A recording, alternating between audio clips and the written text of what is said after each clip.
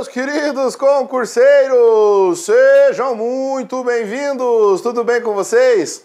Eu sou o professor Everson Brunholo e nós hoje estamos iniciando a nossa preparação da disciplina de Gestão Pública. Disciplina essa, meu amigo concurseiro, minha amiga concurseira, que faz parte aí, né, do último edital publicado para o concurso do Ministério da Fazenda. Então sejam muito bem-vindos aí, meus amigos, minhas amigas, futuros servidores do Ministério da Fazenda. É uma grande honra, é uma grande felicidade, uma imensa felicidade poder estar fazendo parte da preparação de vocês, da preparação para a realização do sonho da carreira pública. A gente sabe, né, o quão é difícil você hoje passar, ainda mais num concurso como esse, não é verdade? Então, meus parabéns pela tua atitude, pela tua coragem, né, que eu tenho certeza que isso vai fazer toda a diferença aí na tua preparação desde já para a prova que vocês vão realizar daqui a pouco.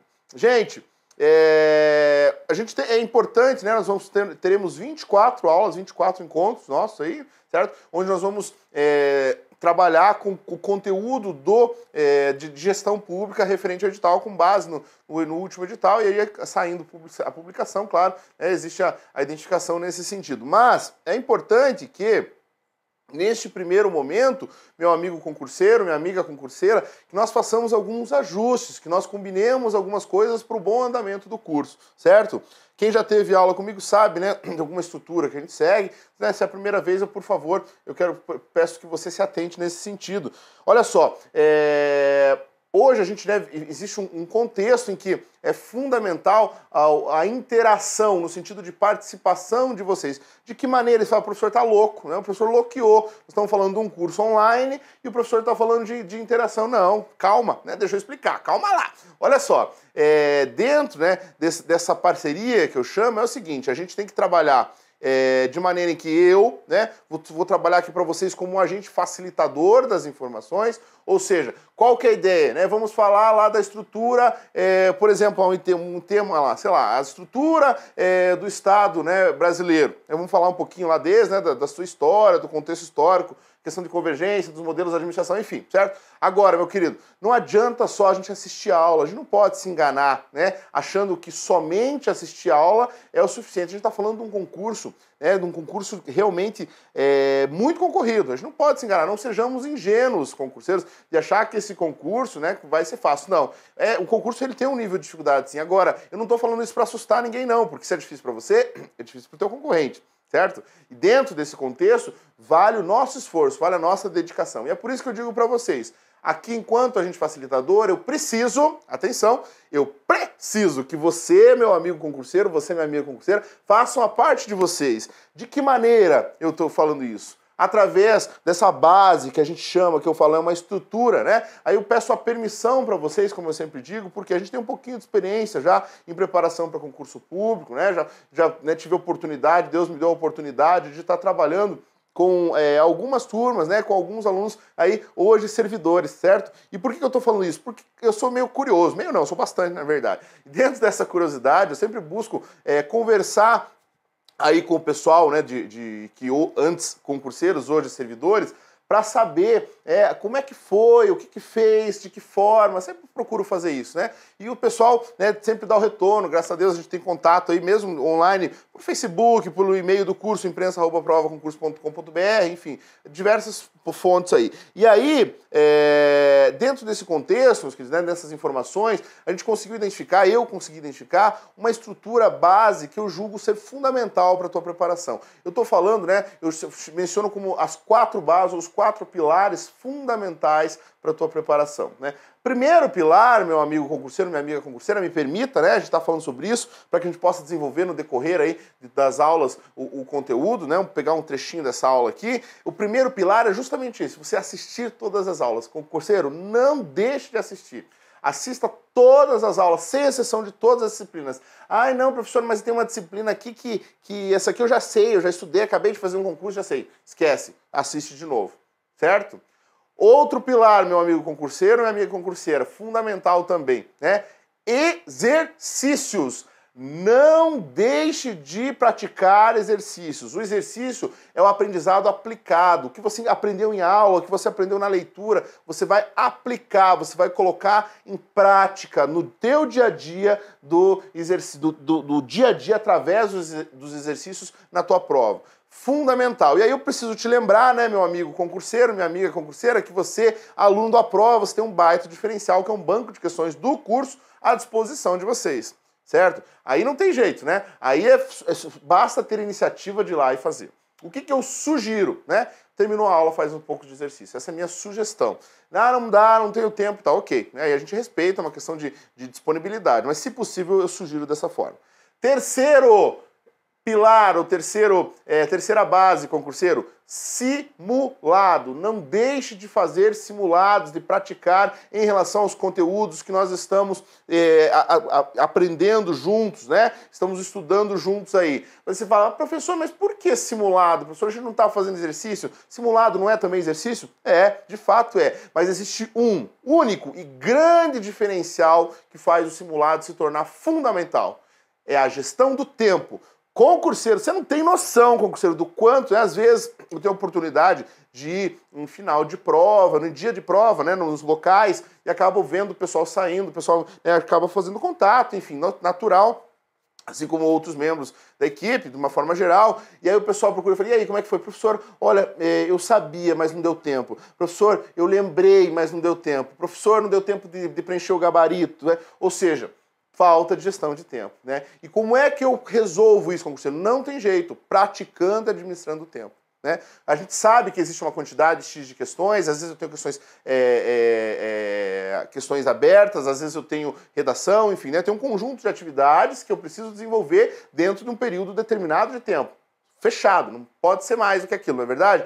E eu tenho que preencher um gabarito nesse sentido, eu tenho que administrar, porque é natural, meu amigo e minha amiga, que eu tenha facilidade, tem gente que tem facilidade de gestão pública, tem gente que tem dificuldade, mas tem facilidade em português, tem gente que é o contrário, não é verdade? Cada um tem uma aptidão, cada um tem, né, uma facilidade realmente maior em determinadas disciplinas. E aí é natural que as disciplinas que eu tenho mais dificuldade, eu demoro um pouco mais, não é verdade? Ou seja, eu preciso administrar. Se eu tenho lá uma quantidade de, por exemplo, 100 questões, né, em 5 horas, né? Então, ou seja, eu vou ter um tempo lá médio para resolver as minhas questões. Se eu gastar um tempo maior em uma, é matemática, vou ter que gastar um tempo menor em outra. Então, eu preciso gerir essa questão do tempo. Beleza, concurseiro? E por fim, o quarto e último pilar, eu estou falando da disciplina. Planejamento e disciplina, concurseiro. Olha só, você sabe do teu tempo. É você que sabe. Tem gente que está só estudando. Tem gente que está estudando e trabalha meio período. Tem gente que trabalha o dia inteiro e estuda. Tem gente que trabalha o dia inteiro, tem que cuidar da casa, dos filhos e ainda está estudando. Cada um tem a sua rotina. Então você tem que analisar, né, de forma racional, falar qual o melhor horário que eu tenho para estudar e quantas horas eu realmente tenho para estudar. E aí, concurseiro, estabelece-se, se programa, faça teu planejamento e mantenha de forma disciplinada, diariamente, arrebenta, concurseiro, né? Manda ver, você vai ver quanto isso faz diferença. Concurseiro, infelizmente, a gente não tem como fugir disso, né? Assistir aula, resolver exercícios, praticar simulados e tudo isso de forma planejada e disciplinada, né? É o mínimo que a gente realmente tem que fazer para que nós tenhamos, né, um resultado expressivo, ou seja, que a gente consiga o que nós queremos de fato, que é ser aprovado no concurso, né? Então façam dessa forma. Até porque, concurseiro, né, falando um pouquinho da banca, a gente tem uma banca aí do último concurso, que é a Exaf, que é uma banca que não brinca em serviço, né? Como a gente fala, né, de uma forma brincalhona aí. Ou seja, é uma banca que realmente traz questões complexas, que traz, né, conjuntos de assuntos, puxa aqui, convergência, com excelência, com histórico do Estado, faz uma coisa só. E você tem que se você não souber, né, fica difícil. Ah, não, professor, mas é múltipla escolha. Aí não tem problema. Tem que saber, né? Ou seja, precisamos fazer de tudo realmente, né, para abordar o conteúdo que nós temos como desafio, que é o nosso foco, certo? Aliás, que fique claro, né? Nosso foco aqui não é te formar para nada. O nosso objetivo aqui é um só: te preparar para a disciplina de gestão pública, para o concurso do Ministério da Fazenda. Ponto. Esse é o nosso objetivo. Então é dessa forma que a gente vai trabalhar. Beleza, concurseiro? Tranquilo, né? Por favor, façam dessa forma, vai fazer ter certeza, meus amigos, né? Me permitam realmente estar tomando um pouquinho desse tempo para falar sobre isso, dada a importância que isso tem. Não adianta, repito, não se engane. né, achando que somente assistir aula é o suficiente. Não é, concurseiro. A gente tem um concurso que apenas uma questão pode fazer a diferença entre você estar dentro e você estar fora. Ai, professor, você está me assustando assim, professor, eu não quero. Não, concurseiro, absolutamente, por favor, não é essa a minha intenção, muito pelo contrário, né? Não adianta a gente também aqui te iludir, estou sendo realista, de fato, como as coisas são, mas eu te digo, te afirmo, é possível sim, agora, não é fácil. Né? Então é dessa forma que a gente tem que trabalhar. Beleza, concurseiro? Então vamos lá.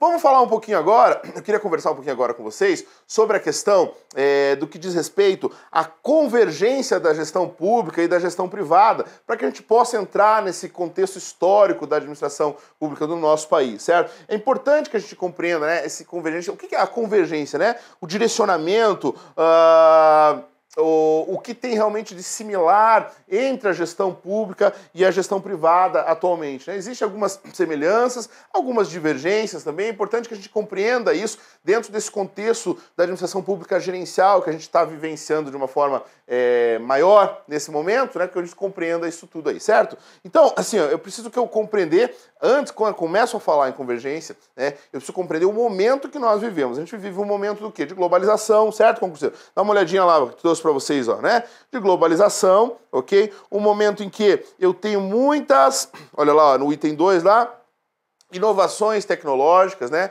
Um momento em que fala-se bastante do contexto democrático, certo? E aí, olha só, esse momento todo, concurseiro, essas situações, esse contexto, melhor dizendo, né, do cenário, ele realmente culminou em uma grande e importante tomada de decisão, certo? Ou seja, né, eu precisei, vem cá, eu precisei tomar uma decisão crucial realmente, né? E aí a gente está falando o quê? Quando a gente fala em globalização, eu estou falando um padrão global, né? A gente pode dizer dessa forma, ou seja, hoje eu sempre brinco o seguinte, para que a gente possa compreender, né, esse contexto de globalização. Antigamente, né, quem mora em cidade interior, como eu já morei em cidade interior, você sabe lá que às vezes você tem lá, por exemplo, no comércio, você tem uma loja de calçado só. Aquela loja é a única e ela atende a cidade. Todo mundo que quer comprar um calçado, compra naquela cidade. Então, antigamente, como você não tinha concorrente, né? Você tinha que aceitar de comprar lá. Você só poderia comprar um outro calçado se você fosse para outra cidade. Aí você compraria numa outra loja. Senão, você tinha que aceitar o que tinha lá. Não é verdade? Ou seja, ele não existia praticamente concorrência, não existia praticamente, né, essa dificuldade, a busca da vontade competitiva no mercado. Muito bem. Hoje esse contexto mudou, né, concurseiro? Hoje a gente entende assim, ó, hoje aquele cara daquela loja pequenininha de lá, ele pode ter como concorrente dele uma grande rede de lojas da China que vende pela internet, não é verdade? Que comercializa pela internet e que eu, que estou naquela cidadezinha com uma conexão, posso olhar lá, adquirir e o cara vai me entregar um sapato pelo correio na minha cidadezinha pequenininha lá, não é verdade? Isso é resultado de globalização. Hoje a gente tem um mercado como um todo, um mercado geral. É claro que algumas situações específicas, né, continuam regionais, mas são exceções. De uma forma geral, acontece muito disso. Né? Nós somos, inclusive, uma prova disso, uma prova desse contexto. Né? Pela internet, né, que é o canal de comunicação que a gente está utilizando, você tem, né, um mundo de alternativas, um mundo de opções aí. Muito bem. E aí, dentro dessa questão da competitividade, dentro dessa questão do cenário global, justamente existe uma grande competitividade, ou seja, né, eu estou concorrendo com todo mundo. Antes aquela lojinha que não concorria com ninguém, hoje ela concorre com todo mundo. Né? Hoje ela tem diversos concorrentes, se não for todo mundo, mas ela tem diversos concorrentes diretos e indiretos, né, que não vem ao caso, mas que são concorrentes aí, que brigam dia a dia com ela, e outros, né, que tornam-se alternativas em certos momentos, ou seja, indiretos, né? Então eu preciso, como eu coloquei para vocês ali, ó, né, de uma aptidão para a conquista e manter posições favoráveis num mercado que está em transformação, né? Extrema competitividade realmente. E aí, além dessa questão, uma outra situação que a globalização trouxe no que diz respeito, e aí a gente já entrando na parte pública de uma forma específica, né, é a questão da influência, digamos assim, da mídia, certo? Por quê? Hoje, a mídia, ela traz quase que em tempo real, através de web e outros canais, as situações que acontecem no mundo de uma forma geral, né? Ou seja, a gente tem lá, sei lá, uma reivindicação social popular lá na Indonésia, certo? Vem cá, vem cá, vem cá. Né? Lá na Indonésia. Aí, meu querido, se uma situação como essa ocorre, em fração de segundo ou, né, em minutos, a informação já está aqui. E quando eu tenho informação, eu passo a ter o chamado parâmetro. É importante a gente entender isso. Quando eu tenho informação, eu tenho o chamado parâmetro. Ou seja, eu começo a comparar. E aí, quando, por exemplo, eu tenho a prestação de serviço do nosso estado aqui, e aí eu vejo informações, por exemplo, de um país vizinho, que às vezes tem um PIB menor do que o nosso e tem uma prestação de serviços à sociedade, ao cidadão, muito melhores. Né? Você fala, pô, mas aí que você começa a comparar, você começa a falar assim, pô, mas espera lá, né? Os caras, eu sou o principal fornecedor dos caras, eu forneço isso, forneço aquilo, né? E os caras, eles compram de mim e tem um PIB, né? Um produto interno bruto extremamente menor, mas mesmo assim eles conseguem dar uma qualidade de vida para a população muito maior. O que está acontecendo? Eu começo a questionar. Ou seja, aumentou-se, através disso, acaba por aumentar, por consequência, o nível de exigência do consumidor, lá na administração privada, e também do chamado usuário, cidadão ou cliente usuário, como queiram, né? Que é como é chamado na administração pública, o cidadão, o membro da sociedade. Eu, você, que exigimos ou que gostaríamos de ter serviços, né, de qualidade, ok? Olha lá, eu coloquei para vocês, dá uma olhadinha lá, ó, cidadãos e usuários conscientes, olha lá, olha lá, olha lá, de sua cidadania e de informações acerca dos mais variados bens e serviços produzidos mundialmente, né? Não só no que diz respeito à administração geral, concurseiro, mas também no que diz respeito à administração pública, ao serviço prestado pelo governo, pela sociedade, certo? Então isso está muito, né, em pauta, esse comparativo. Aquilo que eu mencionei para vocês, né? Se antigamente a gente não tinha informação, ou demorava-se pelo menos para ter informação, no que diz respeito a, por exemplo, sei lá, o que ocorria na Rússia, né? Não é que você não tinha informação, vem cá, vem cá, vem cá, não é que você não tinha, mas demorava um tempo para acontecer, né? Existia um delay, um gap, digamos assim. Hoje não, hoje a coisa, né, é muito rápida. Hoje acontece, morreu fulano, nem segundos já está na internet, estamos falando, já está no Facebook, já estão nos portais, enfim. Então, isso acabou culminando numa pressão muito grande aí. E aí, é importante, dentro desse contexto, que eu compreenda que existe, no que pese, existe esse contexto de cobrança, existe esse contexto de exigência por parte do consumidor e do cidadão. Houve, né, esse processo de adaptação do mercado privado e também do mercado público para atender essa demanda, ou seja, para atender essa exigência por parte, né, do consumidor, do cliente usuário, essa exigência deles, e para mim, enquanto organização, para mim, enquanto membro de uma organização pública também. E aí, dentro desse contexto, a gente vai utilizar bastante, aliás, é importante mencionar sobre isso, né? Vou utilizar bastante aí o livro do professor Augustinho Paludo, que fala sobre administração pública, que fala sobre gestão pública, né? Para a gente trabalhar alguns temas, não só ele, mas basicamente ele. E o professor Augustinho Paludo, né? Ele, inclusive, atenção, é importante, né? Teve prova agora aí, não da ESAF, né? Da Banca CESP, mas que inclusive saiu o nome dele agora, né? Umas semanas atrás aí, da gravação da aula, em que ele foi mencionado, inclusive, o próprio nome do professor Augustinho Paludo na prova. Ou seja, é um autor que está em alta, realmente, se você quiser buscar alguma coisa, vale aí. E o professor, ele traz para a gente, né, alguns dados que mostram que existem, dentro do que diz respeito a um comparativo, digamos assim, da administração geral e pública, dados muito mais convergentes do que divergentes, certo? Então eu trouxe para vocês aqui, né, alguns dados para que a gente possa dar uma olhadinha. Dá uma olhada lá, ó, mais convergências do que diferenças, ou seja, semelhanças, né? Então olha aqui, ó, tem 5 aqui dados principais. Primeiro, ó, utilização de técnicas administrativas como, por exemplo, o PODC, né? O que é o PODC? Planejamento, organização, direção e controle. Planejamento, organização, direção e controle, certo? Esse PODC é uma técnica, vem cá, vem cá, vem cá, é uma técnica que a administração privada se utiliza já há algum tempo, né? Uma estrutura de planejamento que me permite, uma estrutura administrativa, de uma técnica, que é para que eu possa planejar as minhas ações, ou seja, né, imaginar programar o que eu vou fazer de uma forma organizada, de uma forma em que eu faça, ou seja, da melhor forma, né? De maneira que eu possa direcionar os esforços da melhor maneira possível, da forma mais eficiente possível, e claro, tudo isso, né, tendo um controle, gerindo essa situação para fazer o melhor de cada um no menor tempo ou da melhor forma de cada um, ok? A outra situação bem importante, né, que hoje fala-se muito na gestão pública, que é similar e que também existe na gestão privada, é a questão das técnicas motivacionais, né? Ou seja, quando a gente estuda lá a questão das teorias humanas, que a gente fala lá de McGregor, fala de, sei lá, de Maslow, outros, né, teóricos que falam bastante dessa questão motivacional, a gente começa a compreender e aí, da importância que realmente tem isso. E aí, a administração pública, né, se deu conta do óbvio, que não é porque é servidor público que ele não tem que estar motivado, que ele não tem que estar bem consigo, sim, ter a sua motivação para desenvolver o trabalho. Então, se utilizou-se técnicas justamente para estimular. Para quê? Na busca, de uma forma objetiva, clara, na busca de que o colaborador, o servidor, ele possa, né, estar bem consigo, estar bem no ambiente para desenvolver o trabalho da melhor forma. É basicamente isso, certo?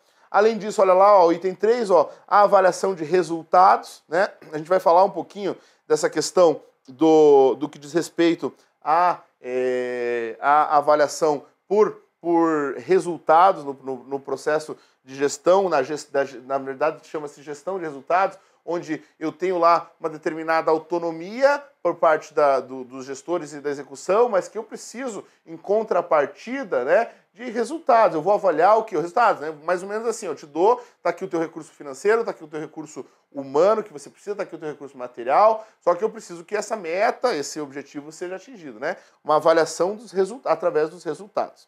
O quarto item fala-se da questão da divisão do trabalho, né, de forma organizada, de uma forma estruturada, uma forma que vem, né, se evoluindo, né, que vem lá das teorias clássicas da administração e vem crescendo, vem evoluindo, melhor dizendo, e aí eu trago isso, começo a compreender a importância que isso tem dentro da minha organização, dentro do ambiente público, daí acaba se tornando algo similar também aí. E, aqui, né, e também o que diz respeito a influência do macroambiente, né, do ambiente como um todo. Quando a gente estuda marketing, o professor Kotler, Philip Kotler, né, que é considerado o papa do marketing, ele fala pra gente de macroambiente e microambiente. Não só ele, né, mas ele fala bastante, que é referência aí. Fala do macroambiente e do microambiente. Onde o macroambiente, concurseiro, é considerado aquele onde eu não tenho controle sobre as influências dele, né? Ou seja, o que acontece no macroambiente eu não tenho como controlar, né? São influências do mercado como um todo. Em compensação, eu tenho o microambiente, que é o ambiente da minha organização, o ambiente interno, que aí sim eu tenho controle sobre as ações dele, né? No microambiente, eu sei o que vai acontecer. Isso de forma bem sintética, para que vocês possam compreender, esse item aqui por exemplo, numa faculdade de administração, é conteúdo para quase um semestre, né? Então, de forma bem sintética, para que vocês possam compreender. O macroambiente, o professor Kotler, ele coloca uma estrutura para a gente através do chamado PESTAC, né? Que são as 5 forças macroambientais incontroláveis, ou forças incontroláveis, né? O PESTAC é uma sigla onde P significam as forças políticas, o E significam as forças econômicas, o S são as forças sociais, o T as forças tecnológicas, o A as forças ambientais e o C as forças culturais, né? É claro que, se você for pesquisar isso, você vai ver que tem outras influências, né? Mas os autores principais, eles mencionam o seguinte, que essas demais forças acabam sendo ramificações do PESTAC, né? Por isso essa estrutura.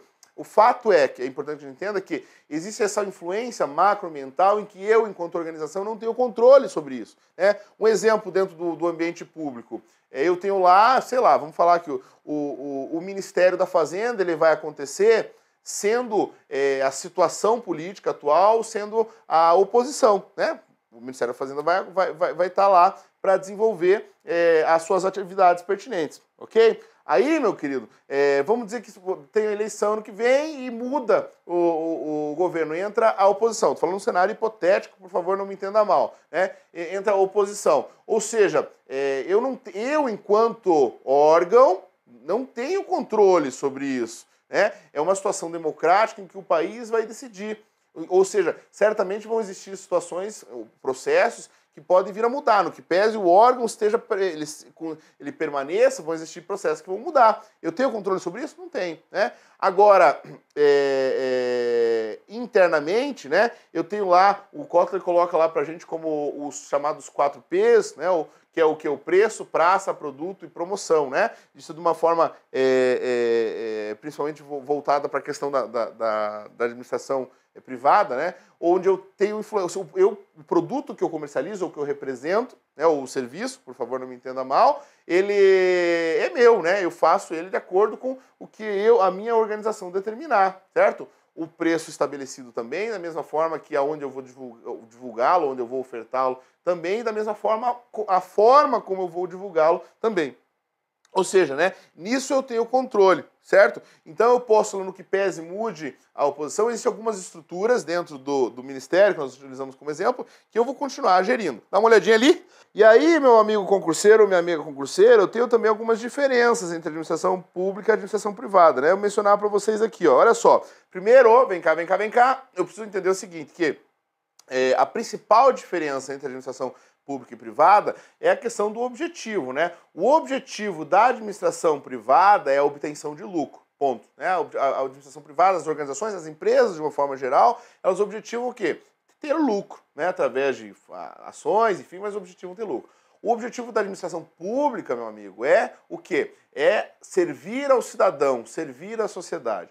Por isso que, como existem objetivos diferentes, que eu posso, né, e utiliza-se dentro do modelo gerencial, a administração pública, ela pega situações, como a gente do que diz de respeito à convergência, ações em que pode se estabelecer um parâmetro entre a administração pública e privada, ou seja, eu sou de administração pública, mas eu vou aproveitar do que eu tenho na administração privada, que dá resultado, para que eu possa trazer também. Agora, existem situações que eu não posso adaptar na administração pública. Por quê? Porque o meu objetivo é diferente do dela. Então, por isso que tem que ter essa análise aí, e existem convergências e diferenças, como a gente está vendo. Olha lá, né? Além dessa questão do objetivo, eu tenho a questão do LIMP, né? O que é o LIMP, né? São os princípios da administração pública, né? Legalidade, impessoalidade, moralidade, publicidade e eficiência. Ó. O LIMP, ele não se aplica à administração privada, né? O LIMP, são os princípios da administração pública, certo? Na administração pública, né, olha só, o cliente ele paga pelo bem, né? Eu pago através dos impostos pelos bens, mesmo que eu não utilize aquele bem. Na administração privada, eu só vou pagar se eu utilizar, se eu usufruir daquele bem, certo? Essa é uma grande diferença também aí. Na administração pública, né, as atividades normalmente elas são monopolistas, enquanto que na administração privada eu tenho a livre concorrência. Quer um exemplo? Eu tenho lá, sei lá, por exemplo, vamos tirar a habilitação para dirigir, né? O órgão que faz isso o quê? É o Detran, você tem que ir no Detran, faz parte do processo, procura uma autoescola, quem te avalia, quem faz o teste é o Detran, não é verdade? Muito bem, se você teve um problema lá, o cara te atendeu mal, o cara, sei lá, teve que pagar a taxa de duplicidade, algum probleminha, como pode acontecer em qualquer organização. Aí você fala assim, não, eu não quero mais no Detran, vou adquirir minha carteira na outra empresa, tipo, no outro órgão. Não tem como, né? Quem faz isso? O Detran, então eu tenho que me encaixar naquilo. Por isso que é uma atividade monopolista. Na administração privada, não, né? Na administração privada eu comprei o computador. Se deu problema, eu estou insatisfeito, eu não vou mais comprar com ele, eu compro no concorrente. E ponto final. Ainda lá, ó, o governo, né, ele serve aos interesses da sociedade, enquanto a empresa, ela serve aos interesses do indivíduo, aos interesses, né, dos seus gestores, dos seus acionistas. O governo, ele responde à população, né, ele tem que responder à população por suas ações, e as empresas têm que responder aos acionistas e aos proprietários. Em relação à eficiência e eficácia, ó, né, a eficiência e eficácia é a utilização de recursos como missão, atendimento e necessidades do cidadão, no que diz respeito às empresas públicas, certo? E já as empresas privadas, elas avaliam o quê? A receita, né, a redução de gastos, né, são outros os indicadores, são outros os parâmetros de análise. A eficiência e eficácia vão medir, né, quão estão sendo utilizados de forma adequada os recursos, né, qual é a verdadeira missão, como está a qualidade do atendimento da administração pública. Já na administração privada, não. Eles vão verificar, né, como é que está a minha receita, o que eu tenho e posso reduzir de custo, né, como é que está o meu projeto de expansão, e nesse tipo de análise aí. E outra situação bem importante também, que é uma diferença muito grande, é a questão da descontinuidade do planejamento, certo? Na administração pública, a gente tem essa característica, né? O planejamento a longo prazo, não existe a continuidade do planejamento a longo prazo, né? Você pode ver que, né, acontece o quê? Agora, mesmo com esse contexto de reeleição, surgiu, muda-se o governo, muita coisa se muda, né? Então isso é uma dificuldade, porque não existe a continuidade dos projetos, dos processos normalmente. Entra a oposição que acaba a governabilidade fica acima da governança, ou seja, os interesses políticos acima dos interesses, né, da boa gestão, mas a gente vai falar mais sobre isso. E aí, no que diz respeito às empresas, não, né? Na empresa isso é bem visto, a continuidade. Se eu sou um novo gestor, eu vou assumir a organização, eu vou mudar o que precisa ser mudado, mas o que tiver de bom eu vou manter. Essa é a ideia, beleza? Então tá, concurseiro, né? Assim nós começamos a falar aí da importância desse contexto, né, da administração público-privada. Vamos dar continuidade nisso, vamos entrar nos modelos principais da administração pública na sequência aí e vamos desenvolvendo a matéria. Legal? Obrigado por estarem comigo, bons estudos e até a nossa próxima aula. Valeu, gente!